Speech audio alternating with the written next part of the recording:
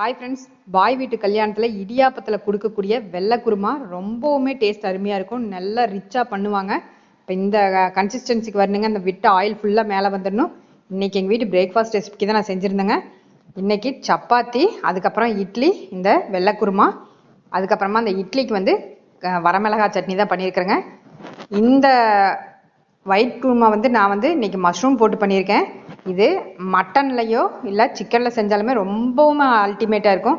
அவங்க இடியாப்பத்தோடு கொடுப்பாங்க, அவ்வளோ அட்டகாசமாக இருக்குங்க. இந்த ரெசிபி பார்க்குறக்கு கூட எங்கள் சேனலை ஃபாலோ பண்ணாதவங்க ஃபாலோ பண்ணி வச்சுக்கோங்க. இப்போ இந்த குருமாவுக்கு தேவையான மசாலா அரைக்கிறதுக்கு 1/2 டீஸ்பூன் கசகசா, ஒரு கை ஃபுல்லாகவே நான் முந்திரி பருப்பு எடுத்துருக்கிறேன்.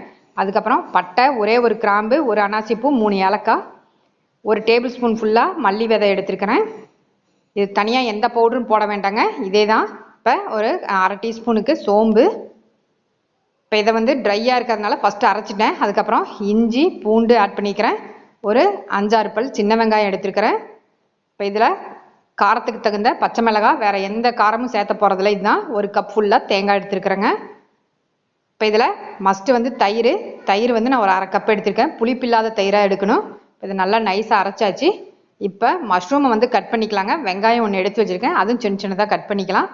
இது மஷ்ரூம் வந்து நான் போடுறது வெஜிடபிளில் பண்ணாலுமே ரொம்ப நல்லாயிருக்கும். இதோட பரோட்டா, நான், அதுக்கப்புறம் இடியாப்பம் ரொம்பவுமே அல்டிமேட்டாக இருக்கும். இப்போ எல்லாம் மஷ்ரூம் எல்லாம் சின்ன சின்னதாக கட் பண்ணிக்கலாங்க. பெரிய வெங்காயமும் 1 வெங்காயம் கட் பண்ணாவே போதும் ஒரு பேக்கெட்டுக்கு மஷ்ரூமுக்கு. இப்போ கடாயில் ஆயில் விட்டு ஏலக்காய், பட்டை, கிராம்பு, அனாசிப்பூ, பிரிஞ்சி இலை, இப்போ இதோடையே நான் ஒரு கட் பண்ணி வச்ச பெரிய வெங்காயத்தை ஆட் பண்ணுறேங்க.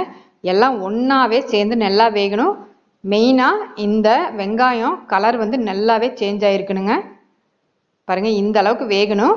இதுலேயே நான் பச்சை மிளகாய் சும்மா கீரி போட்டிருக்கேன். ஏற்கனவே ஒரு 6 பச்சை மிளகாய் நான் போட்டு ஆட்டியிருக்கேன்.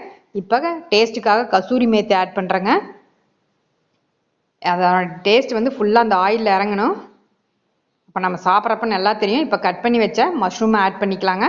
இப்போ இது வேகிறதுக்காக கொஞ்சமாக உப்பு ஆட் பண்ணிக்கிறேன். இதில் மஞ்சத்தூள், மிளகாத்தூள் எதுவுமே போட போகிறது இல்லைங்க. அந்த தயிர் மட்டும் நம்ம புளிப்பில்லாத தயிராக பார்த்து ஊற்றி நல்லா அரைச்சி எடுத்துக்கணும். இப்போ இது வேகட்டும். வெந்ததுக்கப்புறமா தான் நம்ம அரைச்சி வச்ச மசாலாவை ஆட் பண்ண போகிறோம். ரொம்ப சிம்பிளாக தான் இருக்கும், ஆனால் நல்லா ரிச்சாக இருக்குங்க. இப்போ அந்த மசாலாவை போட்டவுடனே தண்ணி விட வேண்டாம். ஃபஸ்ட்டு நல்லா அந்த ஆயிலில் கிளறிக்கலாம். அந்த ஆயிலில் வந்து இந்த மசாலா நல்லா வெந்ததுக்கப்புறமா நம்ம அந்த மிக்ஸி கழுவின தண்ணியை விட்டுக்கலாங்க. ரொம்ப தண்ணி விட்டு பண்ணக்கூடாது, இது செமி கிரேவியாக இருக்கணும்.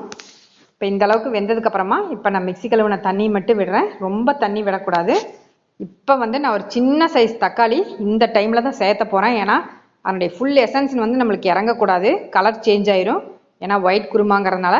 ஆனால் டேஸ்ட்டுக்கு வந்து இந்த மாதிரி ஒரு சின்ன தக்காளி போடணுங்க. போட்டால் தான் அதனுடைய டேஸ்ட் நல்லாயிருக்கும். இப்போ இதுக்கு தகுந்த உப்பு போட்டு எல்லாம் செக் பண்ணிக்கலாங்க. இது நல்லா கொதித்து நம்ம விட்டு ஆயில் ஃபுல்லாக வந்துடும் மேலே. அந்த டைமில் புதினா தலை தூவி இறக்குனோம்னா அருமையான ஒரு ஒயிட் குருமா ரெடி, அதாவது வெள்ளை குருமா. இது சப்பாத்தி, பூரி, ரொட்டி, அதுக்கப்புறம் பரோட்டாவுக்கும் ரொம்ப நல்லாயிருக்கும், நானுக்கும் நல்லாயிருக்கும். இப்போ புதினா தலை தூவுறேங்க. அடுப்பு ஆஃப் பண்ணிடலாம். விட்டு ஆயில் ஃபுல்லாக மேலே வந்துருச்சு. அவ்வளோதாங்க, ரொம்பவுமே நல்லாயிருக்கும். இப்போ அடிக்கிற வெயிலுக்கு இதை நம்ம செஞ்சு வச்சுட்டா மதிய சாதத்துக்குமே ரொம்ப நல்லா இருக்குங்க. நைட் டின்னருக்கும் நல்லாவே, தோசைக்கு வந்து கல் தோசைக்கு நல்லா அந்த கீ ரோஸ்ட்டுக்கும் ரொம்பவுமே நல்லாயிருக்கும். செஞ்சு பார்த்துட்டு எனக்கு கமெண்ட்